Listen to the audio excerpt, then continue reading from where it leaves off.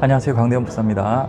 오늘은 저희가 예배하고 있는 이 파나카비에서 영상을 촬영해 봅니다. 사람들이 좀 있는 시간이라서 큰 소리로 할 수 없어서 오디오가 조금 어떻게 될지 잘 모르겠는데 일단은 한번 진행해 보겠습니다. 자, 오늘 시간은 우리가 함께 다루고 있는 주일마다 보고 있는 사무엘상을 중심으로 해서 이 문맥, 그러니까 전후의 역사에 대해서 한번 살펴보는 시간을 가져보도록 하겠습니다. 각 성경은 각 독립적으로 각 성경들을 이해함에 있어서 그것만 따로 떼서 살펴볼 수는 없습니다. 역사적 배경과 시대적인 분위기를 통해서 하나님이 어떤 방식으로 역사하셨는지를 바르게 이해해야만 문맥, 그 본문에서 말하고 있는 정확한 의미를 파악할 수 있다고 생각합니다. 그런 의미에서 사무엘상에서 나타나고 있는 시대는 어떤 시대고 그 시대의 특징들에 대해서 우리가 이해한다면 사무엘상을 좀 더 잘 이해할 수 있지 않을까 생각해 봅니다. 자, 성경은 여러분들은 얼마나 친숙하게 이해하고 계신지요?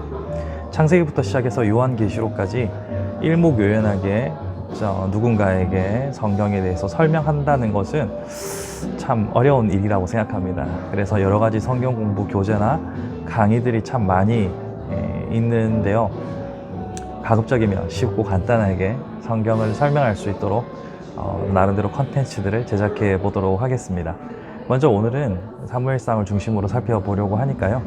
그 시대, 사사시대가 어떤 시대였는지에 대해서 한번 생각해 보려고 합니다. 저희 이 컨텐츠는 이 책 성경 익스프레스를 기초로 해서 여러분들에게 설명을 드릴 예정입니다. 제가 10년이 넘는 세월 동안 주로 사용했던 교재인데요. 규장에서 나온 성경 익스프레스를 중심으로 한번 이야기를 나눠보도록 하겠습니다. 성경 익스프레스는 총 24개의 챕터로 되어 있습니다. 24개의 챕터를 이제 하나씩 차례대로 진행을 해볼 예정인데요. 오늘은 일단 맛보기로 사무엘상을 중심으로 해서 한번 살펴보겠습니다. 사무엘이 활동했던 시대는 사사기의 끝자락입니다. 그러니까 사사시대의 끝자락에 한나가 등장하고 그 동시대에 룻도 활동했던 것으로 우리가 알고 있습니다. 그럼 이 사사시대는 어떤 시대냐? 사사시대를 이해하려면 먼저 가나안 정복시대를 이해해야 하고, 가나안 정복시대를 이해하려면 출애굽을 이해해야 하겠죠. 더 거슬러 올라가면 어떻게 그들이 애굽에 머물렀는가까지 하고 들어가야 됩니다. 그러나 오늘 그 시간에는 그까지 길게 할 수는 없고요. 일단은 차근차근 진행해 보겠습니다. 사사시대는 여러분들이 잘 아는 유명한 삼손이나 혹은 기드온 같은 사람들의 이름이 언뜻 떠오르실 텐데요. 사사라는 독특한 이름의 지도자들을 통하여서 시대가 유지되던 독특한 시대라고 할 수 있습니다. 그러니까 왕도 없고요. 다른 나라에서 흔히 볼 수 있는 그런 절대적인 권력을 가진 지도자가 없는 독특한 정치 구조를 가지고 있습니다. 왜 이렇게 되었는가 생각해 보면 맨 처음 가나안을 정복하고 나서 여호수아의 지도력 아래에서 가나안 땅을 정복하고 난 다음에 12지파가 각기 자신의 영토에서 자치적으로 살아가던 시대였기 때문에 왕이라는 어떤 특별한 제도는 없었습니다. 그러나 비상시기, 그러니까 나라가 위태로워지는 시기에는 지도자가 반드시 필요한 상황이 되겠죠. 그럴 때 사사가 세워졌습니다.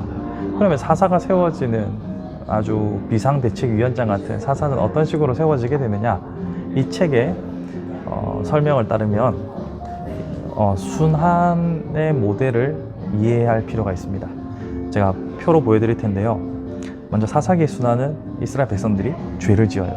죄를 지으면 그 죄 때문에 하나님의 심판 혹은 하나님의 징계로 인해서 압제가 타 국가를 통해서 압제가 일어납니다. 그러면 그 압제로부터 이스라엘이 구원받기 위해서 하나님께 간구를 하게 되죠. 그때 하나님께서는 사사를 통하여서 위기를 극복하게 하십니다.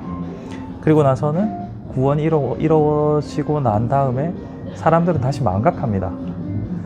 왜 이런 일이 있었고 우리가 어떤 본질로 돌아가야 하는지에 대한 사실은 망각한 채로 다시 죄로 빠져듭니다. 이런 5가지의 패턴이 계속 반복되는 것이 사사시대였어요. 그리고 이 사사시대의 끝자락에서는 이제는 우리도 다른 나라와 같이 왕이 필요하다라는 백성들의 외침을 따라서 왕정 시대로 넘어가게 되는 시대적 배경을 가지고 있습니다.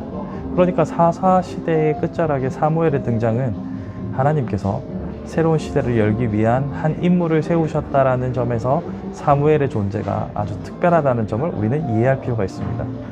그 사무엘이라는 특별한 존재를 통하여서 하나님께서는 새로운 시대를 여는 포석을 만드셨고, 하나님께서는 기어이 새로운 사울로부터 시작하는, 그리고 다윗으로 이어지는 왕조를 세워 나가시는 것이죠. 이를 통해서 우리는 크게 두 가지 점을 주목하여 볼 수 있게 됩니다. 첫 번째는 이렇게 순환 시대라고 하는 이 나쁜 사이클, 부정적인 사이클이 계속 반복되고 있음에도 불구하고 끝까지 포기하지 않으시는 하나님의 사랑을 볼 수 있습니다. 이것은 비단 한 국가뿐만 아니라 한 개인에게도 적용이 되는데요. 우리의 인생도 이와 같지 않습니까?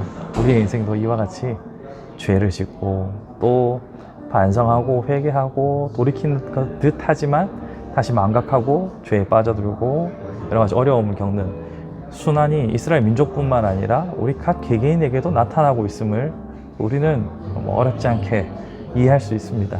그렇게 생각해 보면 하나님께서 참으로 오래 인내하시고 사랑하시는구나 라는 사실을 알 수 있습니다. 또 한 가지 생각해 볼 것은 하나님께서는 사무엘이라는 한 인물을 통하여서 새로운 시대를 열어가게 하십니다. 이처럼 하나님은 사람을 통해서 일을 하시는 분입니다.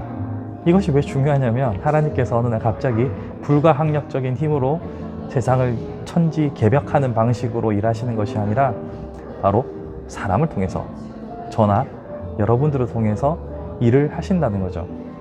그렇게 일하시는 하나님께서는 계속해서 사람을 찾으시는 분이라는 점을 생각해 봅시다. 제가 혹은 여러분들도 그렇게 쓰임받는 사람일 수 있습니다. 여러분의 잠재력과 같이 누가 어떻게 함부로 평가하고 판단할 수 있겠습니까?